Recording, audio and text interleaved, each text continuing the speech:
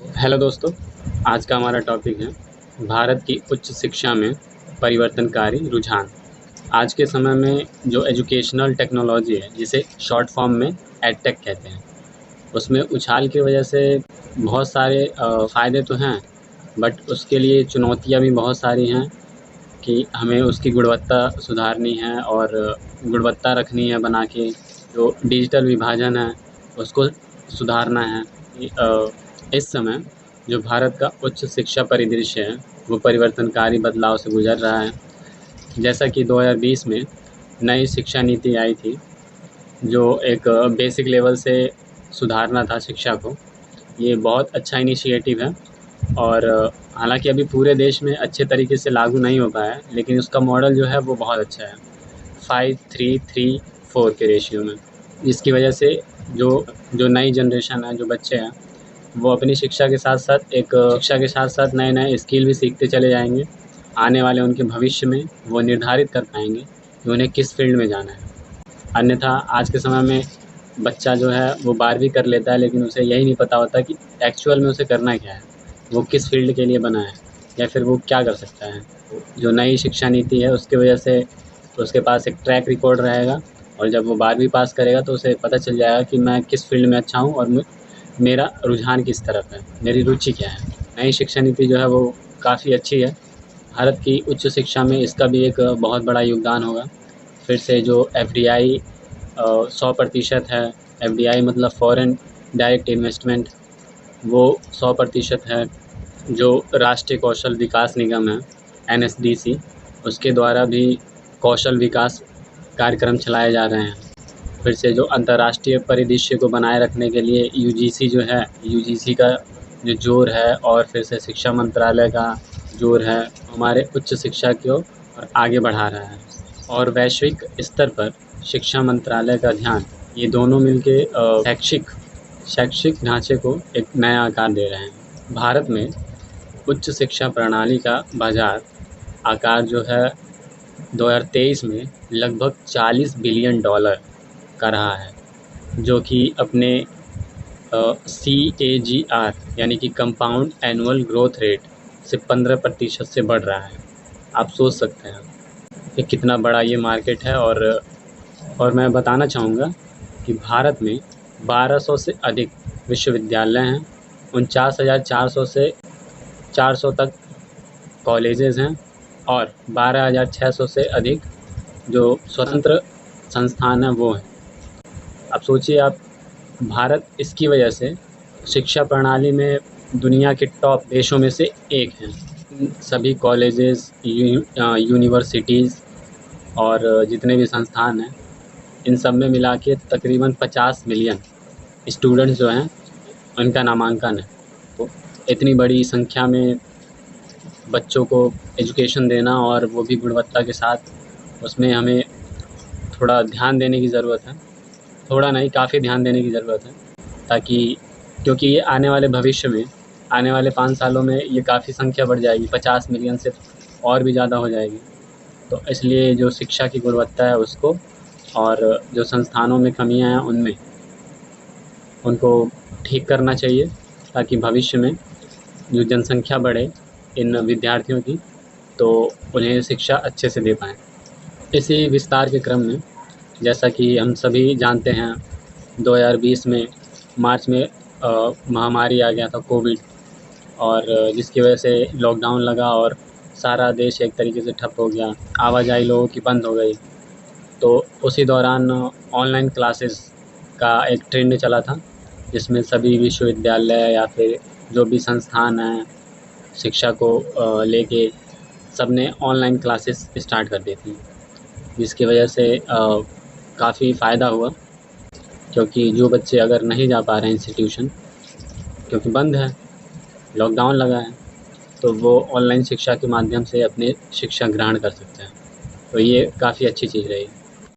अभी जो हमारे जो भी शिक्षा का स्तर है या फिर जो भी शिक्षा में ऑनलाइन की वजह से जो एक नया ट्रेंड आया है, उसमें और हम क्या सुधार कर सकते हैं और कैसे उसे बेहतर बना सकते हैं, तो इस क्रम में हमें सोचना चाहिए और करना चाहिए। ताकि हम बेहतर से बेहतर शिक्षा प्रोवाइड करा सकें और आगे बढ़ सकें।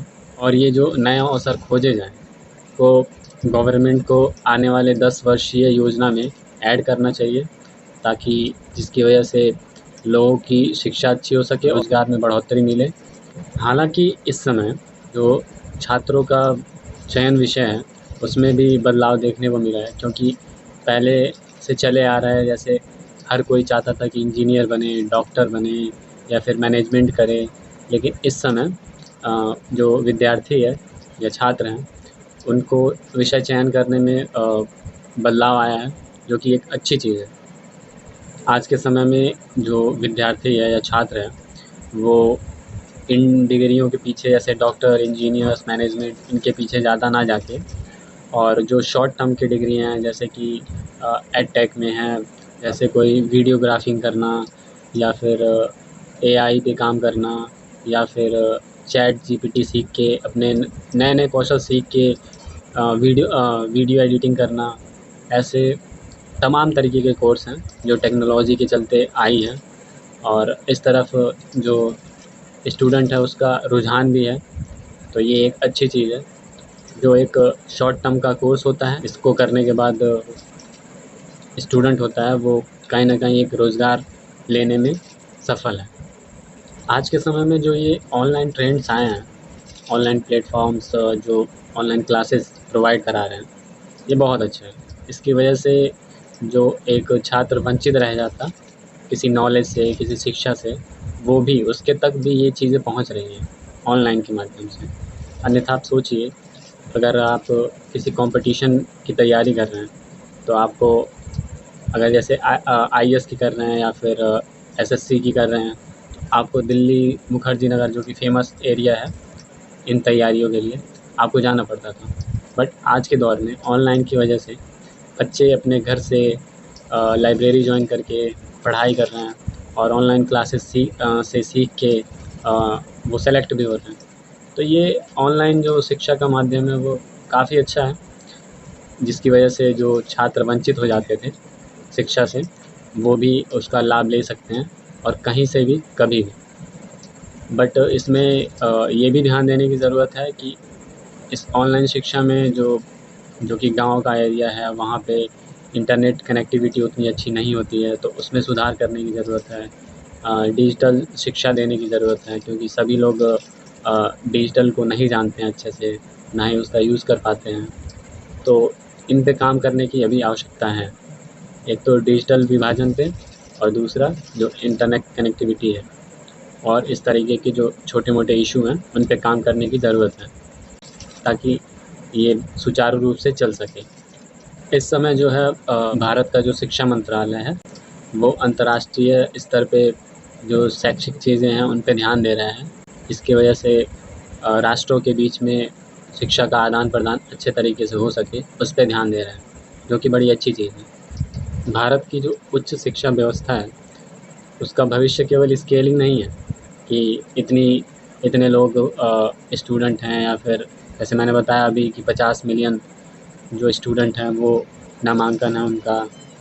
तो केवल स्केलिंग नहीं है, बल्कि स्मार्ट स्केलिंग है कि वो अच्छे से एजुकेशन लें और वैश्विक स्तर की एजुकेशन लें और वैश्विक स्तर में अपना एक मुकाम बनाएं अच्छी शिक्षा ग्रहण करके।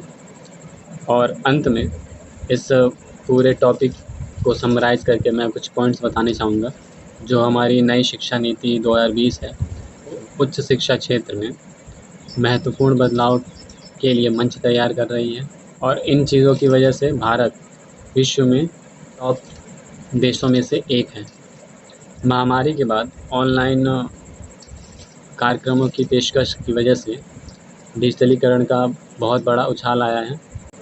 इसकी वजह से डिजिटलीकरण ज़्यादा हुआ है। जो छात्र हैं वो पारंपरिक चीज़ों को छोड़ के, जैसे कि इंजीनियरिंग, डॉक्टर या फिर मैनेजमेंट, तो इनसे थोड़ा ध्यान हटा के, और जो नए-नए एडटेक हुए हैं, एआई, चैट जीपीटी, और भी जो नए-नए वीडियोग्राफिक, इन सब में रुझान दिखाया है छात्रों ने, जो कि एक बहुत अच्छी चीज़ है।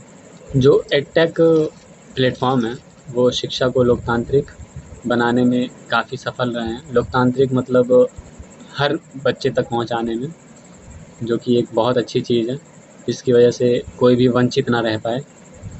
कैरियर मार्गदर्शन और परामर्श देने में भी ये महत्वपूर्ण भूमिका निभा रहे हैं एडटेक, जो कि काफ़ी अच्छी चीज़ है।